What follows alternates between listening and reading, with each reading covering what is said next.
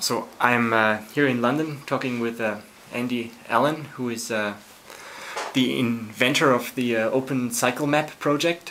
And Andy, can you just explain in a few words about the Openstreetmap-Projekt itself? Well, the Openstreetmap-Projekt is an international project to make an open source map or open source geodatabase. So anybody can contribute to building the map, and they can put anything they want on as well.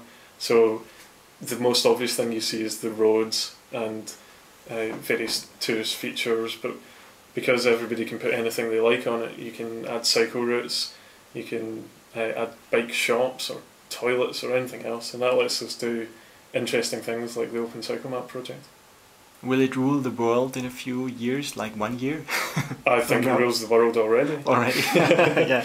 So do I. So we are here in the office of Cloudmade. That's your employer. Yep. OpenStreetMap is your passion, and OpenCycleMap your hobby, or something like that. Yeah, absolutely. So I started doing OpenStreetMap just under 2 years ago, and after about 9 months of working on OpenStreetMap, had this desire to make a version of the map for cyclists, and that started what's now become the Opencyclemap-Projekt. So that's been my hobby for over a year, and 6 months ago Cloudmade was formed and invited me to come and work on OpenStreetMap full time. Mm-hmm.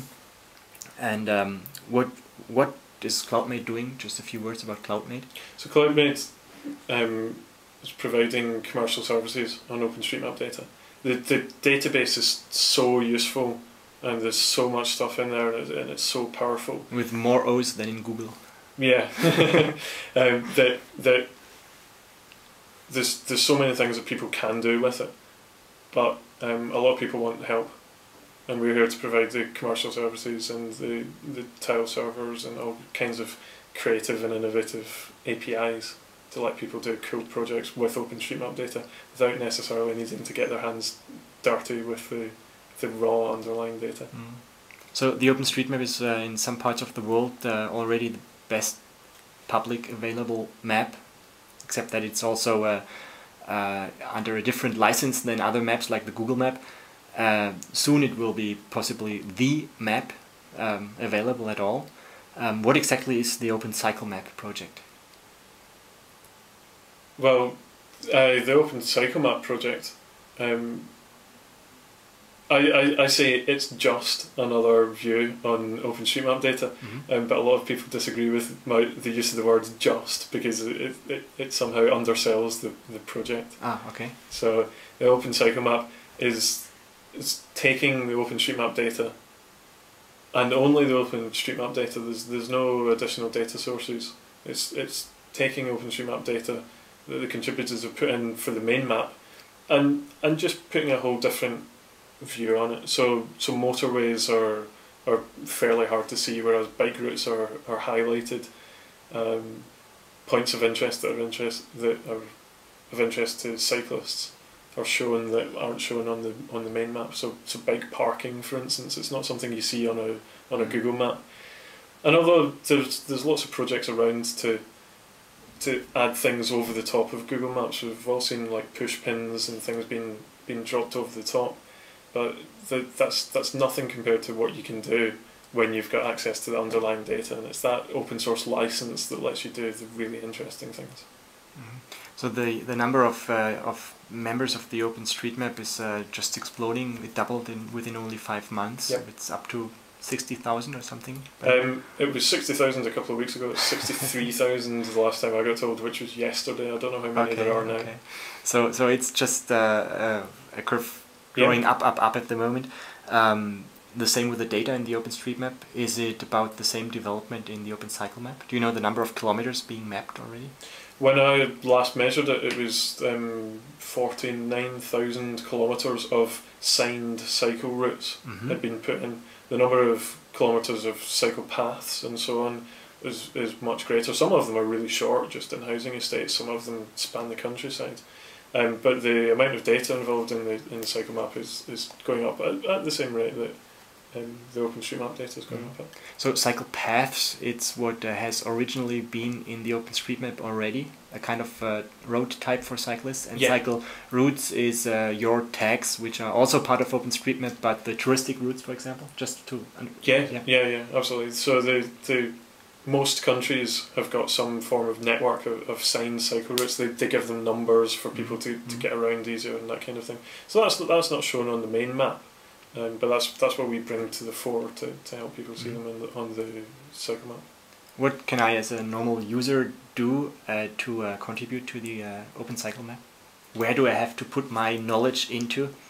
Into OpenStreetMap. It's all just come from OpenStreetMap. There's a lot of confusion about whether people should be sending me their routes or where they know the cycle paths are, because most bike maps online are a combination of an underlying map with extra data just for that site shown over the top. But the cycle map is just based on OpenStreetMap data, so get stuck into OpenStreetMap, you'll find how to put in roads and paths and all the general features and all the cycle features as well. So what are the main tasks for the Open Cycle Map for the future? Where are you currently working on? What's your next steps you're planning?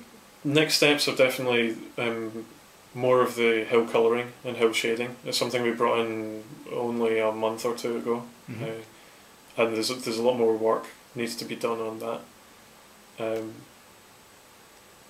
We've got more physical aspects to it. We've been concentrating on the cycle routes for a long time, but now we're getting more and more people into bike lanes on roads and bus lanes that cyclists can use. I think that will come to the fore. And then the final bit is the subjective routes, which we haven't really got a grasp on, of how do you tell out of two residential roads, one a cyclist will like and the other one they won't like, and we need to work out how we put that into OpenStreetMap. It's generally by working out what the factual details that make the difference between the two. There's also, is there a routing, as the possibility of a routing for cyclists in your plans? There are, and in fact there's other sites using OpenStreetMap data to do bicycle routing already available. OpenRouteService.org is one of them. I've seen that, but also for cycling? Yeah, you can change your mode of transport to cycling and it'll route you down bike paths. Oh, you can do that already? Yeah. Oh, perfect. Okay. So the step for me is when these services mature to incorporate them more easily into OpenCycleMap, because at the moment you need to know which website to go to find each of these things. We can bring them together in a whole, but it's possible and it's working at the moment. It's really cool. Okay. Final question, back to the OpenStreetMap itself. What's the main challenges for OpenStreetMap for the next months? The main challenges from my point of view are technical ones. We've got an API change coming up that we want to do. There's a lot of new features that we're going to have, probably in the background for most people, but there's a lot of development work to be done on that. And then the age-old challenge of scaling OpenStreetMap. When the number of users doubles every 5 months, you have simple problems, like the computers only double in speed every 18 months. So how do you cope with that? And beyond that, we're just going to see so much more mapping going on, and it's going to become more and more popular in everybody's face. We're going to see lots of towns getting completed and completely dominating mapping in their areas. What's the latest surprise you had when looking to the OpenStreetMap, like finding a new city being mapped or a whole country or something? Whole countries. That's the one for me. Every time I look, I find more countries. Even on the cycle map, I'll come along 1 week and find another country now who's got thousands of kilometres of cycle routes, and I've no idea who's putting these cycle routes in. Nobody's given me any warning or anything like that.